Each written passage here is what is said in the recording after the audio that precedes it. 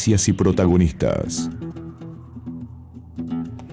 Bueno, y aquí estamos iniciando una nueva semana, en una semana en la que el ritmo va a ir en un creyendo realmente muy fuerte en torno de la cuestión política, en torno de la insatisfacción social con la extendida centenaria cuarentena, en donde el gobierno ha decidido cambiar el modo de comunicación al respecto de lo que ocurre con la afectación de COVID-19, en particular con aquello que tiene que ver realmente con el tema de los recuperados, un número que hasta ahora aparecía como subsumido en la información que diariamente produce el gobierno en relación a este tema. El pasado sábado, durante unas horas, se vivieron momentos muy fuertes. Distintos actores políticos hacían circular a través de WhatsApp una planilla que colocaba a Mar del Plata en zona 3. Cuando uno se detenía a observar, dicha planilla no tenía no solo, digamos, los sellos, los logos que corresponderían a una planilla de carácter oficial, era un Excel, evidentemente. Hay más gente que usa Excel que aquel que mostraba el ministro Aranguren con el tema del precio de los combustibles en los años del gobierno de Mauricio Macri. Tampoco tenía firma al pie del impreso, ni tenía sello, lo cual era para hacerse algunas preguntas. La presión que se generó en Mar del Plata a través de las redes fue tan grande, tan intensa, tan intensa, que horas después se comenzaba a comunicar, no de manera oficial, pero sí articuladamente a través de un conjunto de medios que abrevan de la mano del coordinador de gabinete que Mar del Plata seguirá en zona 4. Es que es muy difícil hoy llevar adelante un intento de retroceso, como en algún momento lo había planteado el jefe de gabinete de la provincia, Carlos Bianco, o con las admoniciones del ministro Golan de que no habrá temporada de verano en 2021, o con Crespla, que sigue diciendo, por ejemplo, que existe el riesgo de saturación del sistema hospitalario. En Mar del Plata, por ejemplo, había también circulado muy fuerte durante el día viernes, a partir de un Zoom que se había realizado el día miércoles, expresiones del director del Hospital Internacional General de Agudos, el señor Galván, y del coordinador de Zona Sanitaria Octava, diciendo que, bueno, que la ciudad estaba a un tris del colapso, que la situación era completamente delicada, inclusive con un planteo bastante ridículo. Decían, bueno, aumentó la ocupación de camas de unidad de terapia intensiva, las famosas camas UTI, porque hay más circulación de gente. Es decir, aparentemente en ese pensamiento lo que tendríamos que hacer es seguir todos encerrados, no actuar, no movernos, no tener una vida, no llevar adelante ningún tipo de actividad, no abrir los comercios. Es decir, esto se ha vuelto literalmente un grado importante de locura. No se atrevieron a llegar hasta donde llegó el coordinador del Ministerio de Inseguridad bonaerense, Rodolfo Iriar, Manino, cuando dijo que Mar del Plata debería volver cuando menos una semana a zona 0. Iriar está muy comprometido en este tema, está muy involucrado, vive él personalmente con extremas medidas de seguridad e higiene, está separado de la convivencia familiar desde que empezó la cuarentena, porque digamos, lo lleva hasta un punto tan estricto donde dice que no quiere ni siquiera compartir tiempo o espacio con sus propios familiares por el riesgo de transmitirles el COVID-19. Es decir, tiene una cuestión personal intensa muy fuerte, más allá de la función que le ha tocado desempeñar, y ve esto en extremos, realmente lo ve en extremos. Por supuesto que el tema de cómo se enfrenta esta situación difiere mucho en cuanto a cómo la persona ha transcurrido su vida. Estos son temas muy peligrosos para los que vienen arrastrando fobias, para los que vienen arrastrando temores, porque esto implica un impacto psicológico de una dimensión verdaderamente muy fuerte, y me parece que en estas conductas, inclusive de funcionarios que hablan públicamente expresando sus temores, debiera existir un resguardo. ¿De qué estoy hablando? No estoy diciendo que hay que callar, nunca hay que callar. No estoy diciendo que no hay que volcar información. La información debe estar sobre la mesa, pero debe ser consustanciada y circunstanciada. Porque si no, se habla de cosas, digamos, absolutamente disparatadas, como quedó demostrado en cada conferencia de prensa en la que el presidente de la nación, lamentable y desafortunadamente, o el gobernador de la provincia, con su estilo desaforado, colocan ejemplos de terceros países u otras sociedades. Es bastante curioso esto que ocurre, porque más que ver con la política, tiene que ver con lo que le pasa al individuo, pero el individuo, cuando está en responsabilidad política, tiene que meditar y merituar mucho cómo se va a expresar y cómo se va a dirigir. Sinceramente, venir con un planteo de retornar a cero y encerrar a todos, en este caso en General Pueyrredón, no soporta absolutamente nada.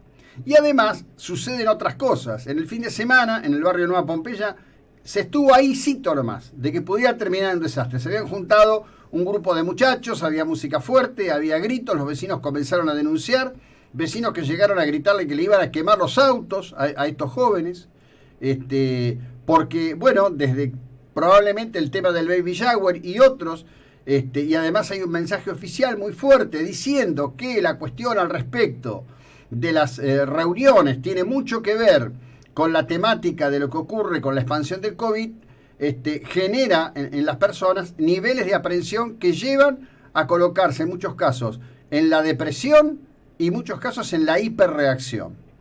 Cuando, por ejemplo, en algunas barriadas de Mar del Plata, como ahora se conoce en las últimas horas, en el barrio Nuevo Golf, las reuniones en parrilladas, en tendidas gastronómicas, en música, en reuniones por todo lo alto, son una constante en un barrio que la verdad nació para ser un lugar, casi diría de ensueño, terminó siendo una pesadilla en muchos sentidos. Es probablemente uno de los lugares de Mar del Plata en donde más viviendas ocupadas hay. Vaya a saber si alguna vez el banco hipotecario, que fue el original financista de ese proyecto, va a recuperar siquiera un centavo del dinero que se puso allí. Y además de eso, la gente dice: estamos desesperados. En algún intento de intervención policial, los policías allí fueron corridos a pedradas, porque hay que insistir en un tema. Hay sectores de la sociedad que no han tomado siquiera un momento, un instante, pensando en sí mismos en algún grado de prevención. Diría que, desplazada que está la idea de que pueda producirse un retroceso a zona 3, la ciudad va transcurriendo en una razonable armonía el paso por este tema. En el día de ayer se informaba que hay 73 camas de unidad de terapia intensiva ocupadas en la ciudad. Solo 11 de esas 73 tienen que ver con COVID-19. El registro en Mar del Plata sigue acompañando el registro nacional y sigue acompañando el registro global, en donde las altas al respecto del COVID-19 superan en número grandemente las cuestiones de deceso, y en este sentido, y probablemente venga el tema del debate estadístico y lo que tiene que ver con la falta de testeos, Argentina comienza a tener un número que estadísticamente es más alto que otros países. También hay que observar el nivel de población, porque en verdad, cuando se habla del número de afectados, el número de víctimas y el número de recuperados, hay que mirar los niveles de población de cada país. Por supuesto que Brasil tiene un número elevadísimo en donde juegan una cantidad de cuestiones. Juegan las cuestiones que tienen que ver con la infraestructura, las cuestiones que tienen que ver con el hacinamiento, como la gente vive, las cuestiones que tienen que ver con la falta de servicios básicos esenciales, esto es, agua de red, potable, sistemas de cloacas, etc. Y también, yo diría, usos, costumbres y nivel de educación de la población. Lo curioso de todo esto, que de a poquito va apareciendo información que dice que en sí no estamos viviendo nada nuevo, que estas cosas han ocurrido ya. Y hoy hay un extraordinario, notable artículo de la BBC que rescata de los diarios de la época cómo vivió Estados Unidos el esquema de enfrentar la llamada gripe española. Inclusive con alcaldes. Ustedes saben que en Estados Unidos el jefe de la policía es el alcalde de cada ciudad, es el jefe real de carácter concreto de la policía citadina. Después están las fuerzas federales, pero en realidad en aquellos años estamos hablando de algo que ocurrió previo a la creación del FBI, de la TFA y de todos estos grupos federales de acción que conocemos hoy tanto a través sobre todo de las series de televisión. En aquellos años en Estados Unidos también, los principales puntos de controversia para acatar las órdenes del Estado, para, por ejemplo, usar barbijo, que había sido una primera recomendación para enfrentar el tema de la expansión de la llamada gripe española, fue rechazado fundamentalmente en las ciudades del noroeste de Estados Unidos. Los mismos lugares donde están hoy los principales focos de conflicto frente a este tema y frente al gobierno de Donald Trump. Exactamente los mismos lugares. Parece ser que se instalan diseños de culturas prevalentes que trascienden las décadas y se mantienen muy fieles a un conjunto de posiciones y principios también, ¿por qué no? Viniendo a la República Argentina, desde ayer hay una mega operación periodística extraordinaria para decir que, bueno, el ministro Guzmán, tipo extraordinario, resolvió el tema con los acreedores, semblanzas de su personalidad que parecen ya la idea de querer instalar un culto a la persona de Guzmán, diciendo, bueno, un hombre imperturbable, nunca perdió el estilo, siempre se mantuvo frío. Ese hombre que siempre se mantuvo frío, que nunca perdió el estilo, que ahora llegó a este acuerdo, en realidad inició pretendiendo pagar 37 centavos de dólar por cada dólar que Argentina debía. Terminamos pagando 59,58, que es 60, que es prácticamente lo que los acreedores habían exigido desde la primera hora en una extensísima negociación que por poco no ha consumido casi todo el tiempo del gobierno hasta ahora. En las últimas horas se lanzó una cantidad de avisos, de comunicaciones. En esas comunicaciones se habla de obras. Parece ser que ahora el cemento sí se puede comer. ¡Wow!